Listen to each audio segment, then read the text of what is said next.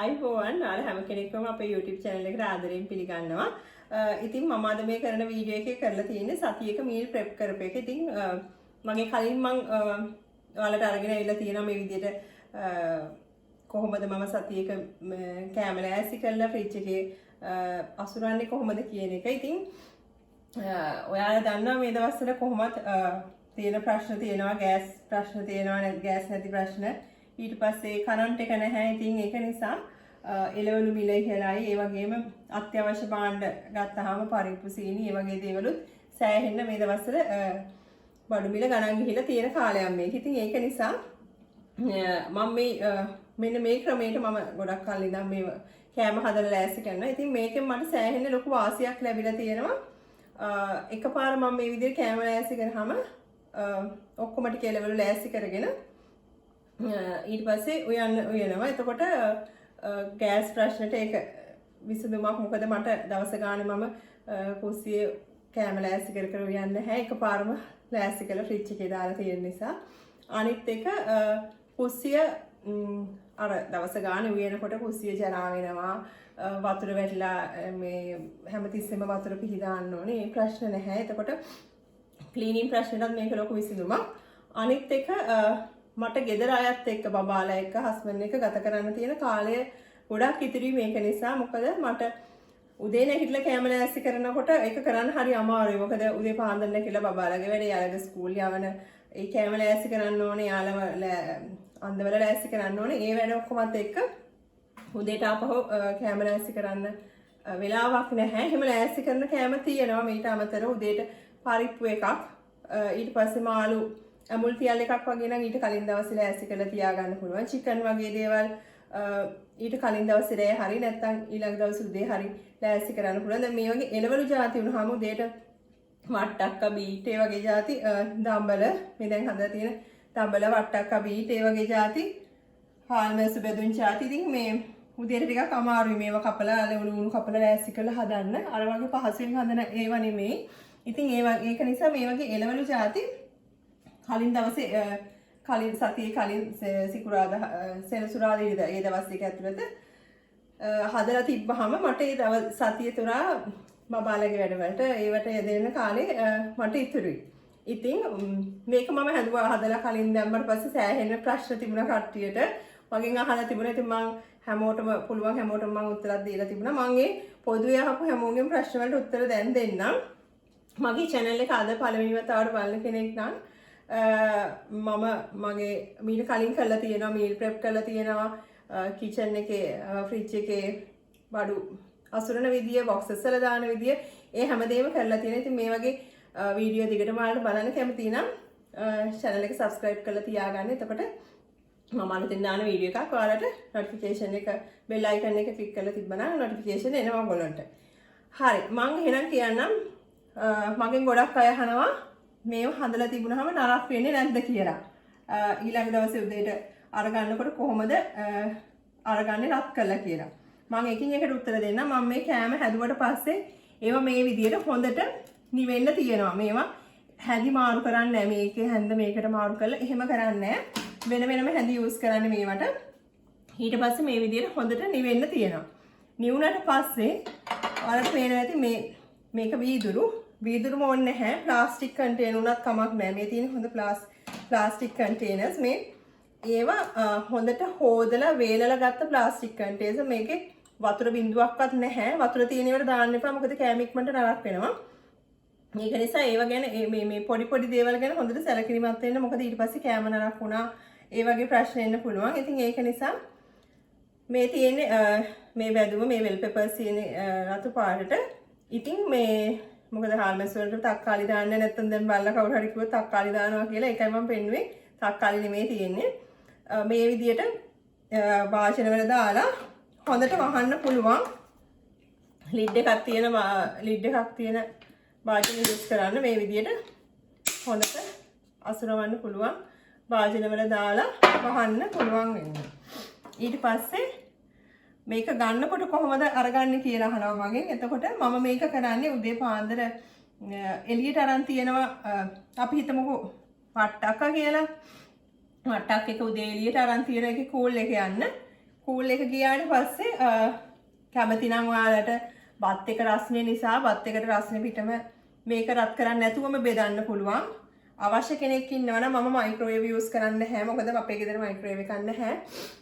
අවශ්‍ය කෙනෙක් ඉන්නවා නම් ආපහු මේක කට්ටියකට දාලා රත් කරලා ගන්නත් පුළුවන්. එතකොට ඒක නරක වෙනවද කියලා අහනවා හවස්සේදී. ඇත්තටම හවස්සේදී නරක වෙන්නේ නැහැ. මොකද හස්බන්ඩ් කෑම එකට ගෙනියනවා ඒක ඒ විදිහට දාගෙන. හවස 3-4 වෙලා කෑවත් කිසිම ප්‍රශ්නයක් වෙන්නේ නැහැ. හැබැයි මේ විදිහට අසුරලා ඒ විදිහට පරිභෝජනය කරන්න ඕනේ. අනිත් එක දැන් මේ දඹල වගේ වුණාම මෙතන අපිට ප්‍රමාණය වැඩි නම් ගෙදරට එක වේලකට මේක කෑමට වැඩි නම් මම කරන්නේ මේකෙන් භාගයක් අරගෙන ඉතුරු භාගය වෙලෙම ආපහු වහලා ෆ්‍රිජ් එකේ මේකෙන් වහලා ෆ්‍රිජ් එකේ දානවා. මොකද එළිය තියාගෙන ඉන්නේ නැහැ. මේක අර එතකොට කූල් එකේ යනකොට අර වතුර බිඳු වගේ එනවා. ඉතින් ඒක නිසා මේ එහෙම ෆ්‍රිජ් එකේ දානවා. අවශ්‍ය ප්‍රමාණය විතරක් අරගන්නවා. ඉතින් ඒ තමයි අනිත් දේ තියෙන්නේ. මේ තියෙන්නේ ඒ වගේ මම මේ භාජන ගැන ඕනට කලින් කරලා ඇති. මේ තියෙන්නේ ඒ කෑම හදපු විදිය මම කියන්නම්. දැන් මම එළවලු ගත්ත සතියේට ඒ වුණාට අමු මිරිස්, තක්කාලි, මාළු මිරිස් ඒ වගේ ද්‍රව්‍ය ටිකක් වැඩිපුර අරන් තියෙනවා. ඒවා එළවලු ටික ඔක්කොම මම ඉව්වා. අනිත් ද්‍රව්‍ය කොහොමද මම ෆ්‍රිජ් එකේ ගබඩා කරන්නේ කියලා ඔයාලට පෙන්නන්නම්.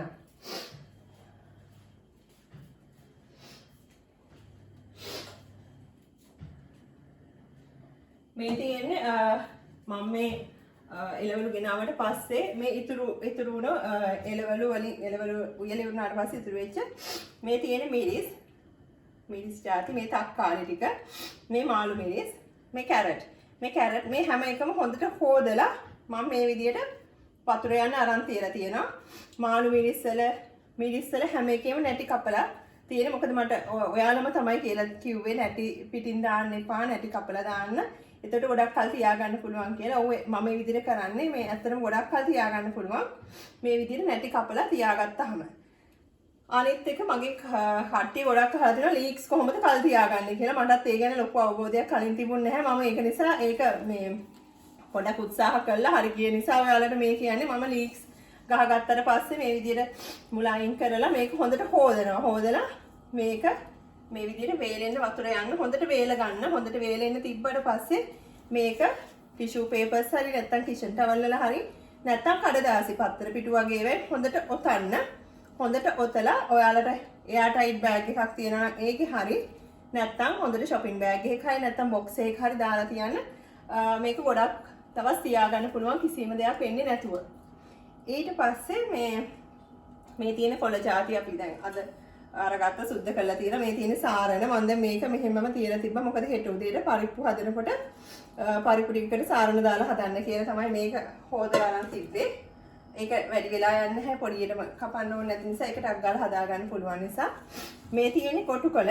ඔයාලා බලන්න ඇති මේ විදිහට කොටුකොළ මෙහෙම තියලා තියෙන්නේ. මම මේ කොටුකොළ මේ හොඳට හොදලා වේලලා මේ වතුර බේරෙන්න තමයි මෙහෙම තියලා තියෙන්නේ. මොකද මේ මම කොළ කපන්නේ පාවිච්චි කරන්නේ කොළ කපනේ මැෂින් එක. ඒ ගැනත් මම කලින් වීඩියෝ එකක් කරලා ඇති.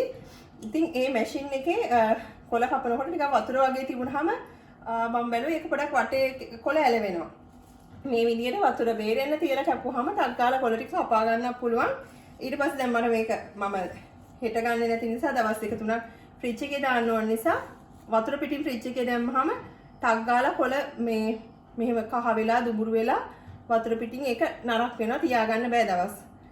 ඒකට විසඳුමක් විදියට මේ විදියට වතුර ටික හොඳට බේරෙන්න තියලා ඊට පස්සේ මේ අර ඒකත් හොඳ ටිෂු පේපර්ස් වල හරි කඩදාසි වල හරි ඔතලා මේක දැන් ගොඩක් වැඩි නිසා මම මේක දෙකකට බෙදලා පාර්සල් දෙකක් විදියට බොක්සස් දෙකකට හරි පාර්සල් දෙකකට හරි දාලා ඔයාලා ෆ්‍රිජ් එකේ තියාගත්තා නම් මේක තියාගන්න පුළුවන් ටිකක් කල්. මම දැක්ක මේ කැරට් එහෙමත් අර වතුර බෝතල් වල දාලා වතුර සතියෙන් මාරු කරලා තියාගන්න පුළුවන් කියලා. මම ඒ වුණාට මේවා මෙහෙම ටිෂු වල ඔතලා තමයි තියන්නේ. මොකද ඒකෙනුත් සාමාන්‍ය සති ගානක් තියාගන්න පුළුවන් මුකුත් වෙන්නේ නැතුව. තක්කාලිත් ඒ වගේ ටිෂු පේපර්ස් බොක්ස් එකට දැන් මේ බොක්ස් එකට යටට හොඳට ටිෂුස් දාලා තක්කාලි දාලා මේ මැද්දෙනුත් ටිෂුස් දාලා උඩිනුත් ටිෂුස් දාලා තමයි මම මේවා අසුරවන්නේ. ඔයාලට මම පෙන්නන්නම් මේ මම දෙහි අරගත්තා මම 4 ගාම ගිය ට්‍රිප් එකේ දැන් ගොඩක් කන්නේ දැන් මාසයකට හිටු වෙන්න නම්. ඉතින් මේ ගොඩක් දෙහි ගෙනාවු නිසා මම මෙන්න මේ විදිහට ඇසුරුවේ කිසිම දෙයක් වෙලා නැහැ. බලන්නකො මේ මට ඔයාලට ඒක පෙන්නන්න ඕමනා වෙලා තිබුණා. ඒ කියන්නේ මේ විදිහට මම මෙන්න මේ විදිහට තමයි තියන්නේ මේ. කිසි දෙයක් වෙන්නේ නැතුව දෙහි මේ විදිය අපිට තියාගන්න පුළුවන්. මේක ඇත්තටම තව ඇතුළට හොඳට ටිෂු දාලා තිබ්බහම තවත් කල් තියාගන්න පුළුවන් කියලා තියෙනවා. ඉතින් මේ ඔන්න ඔය විදියට කරලා බලන්න. මොකද මේ දවස්වල මේ නාස්ති අවම කරගන්න විදියට වැඩ කරන්න. මොකද අද තියෙන බඩු මිලනේ මේ හෙට ගිහිල්ලා බැලුවාම තියෙන්නේ. ඉතින් ඒක නිසා මේ විදිය කරලා පොඩ්ඩක් මේ කාලේ චුට්ටක් පිරිමහගෙන මොකද හැමෝටම අමාරු කාලයක්. ඉතින් ඒක නිසා පොඩ්ඩක් පිරිමහගෙන අපි ජීවත් වෙන්න උත්සාහ කරන්න ඕනේ. මේ අපිට කියන්නේ හැමෝටම අමාරුයි. එක්කෙනෙක් දෙන්නෙක් නෙමෙයි. ඉතින් ඒක නිසා මේ වගේ ලේසි ක්‍රම යොදාගෙන කෑම එහෙම නාස්ති කරන්නේ නැතුව මේ අපි මේ කාලේ පරිස්සමෙන් ජීවත් වෙමු කියලා තමයි කියන්න තියෙන්නේ. ඉතින් බොහොමත්ම ස්තුතියි මගේ වීඩියෝත් එක්ක එකතු වෙලා හිටියට. ඔයගොල්ලෝගේ කමෙන්ට්ස් ඒවා ඉතින් කියවනවා දැක්කම ආසයි. මේ විදිහට දිගටම අපිත් එක්ක එකතු වෙලා ඉන්න කියලා ආරාධනා කරනවා. මම ගෙදර දොරේ වැඩ බබාලත් එක්ක වැඩ කරනකොට මොනවද මම ලේසි මගේ වැඩ කටයුතු ලේසි කරගන්න භාවිතා කරන්න කියලා තවත් ඉදිරියට මේ වගේ වීඩියෝ වලින් අරගෙන එන්න. එතකම් ඔයාලා හැමෝටම බොහොමත්ම ස්තුතියි. සුබ දවසක් හැමෝටම.